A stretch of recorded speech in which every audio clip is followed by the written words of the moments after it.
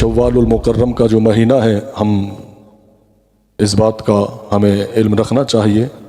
کہ 15 شوال المکرم، آج جو ہے 10ویں رات ہے، 15 تاریخ جو ہے شوال المکرم کی، وہ حضرت سید الشہداء امیر حمزہ رضی اللہ تعالی عنہ کی شہادت کی تاریخ ہے کہ آپ مدینہ طیبہ میں 3 ہجری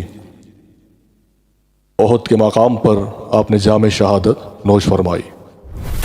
اور 70 صحابہ اس جنگ میں شہید ہوئے ہیں۔ امیر حمزہ یہ کون ہے؟ رسول اللہ صلی اللہ علیہ وآلہ وسلم کے چچا ہیں یہ، اور پھر اس کے بعد یقیناً اس قدر اللہ تعالیٰ نے آپ کو فضیلتیں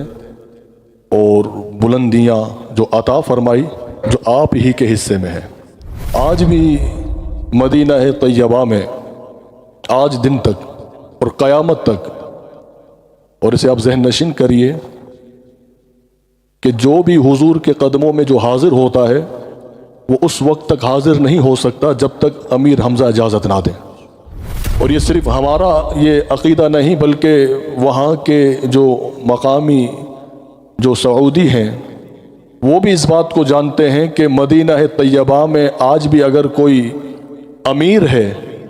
حضور صلی اللہ علیہ وآلہ وسلم نے اگر کسی کو یہ مقام عطا فرمایا ہے کہ امیر مدینہ، آج بھی اگر کوئی ہے تو امیر حمزہ۔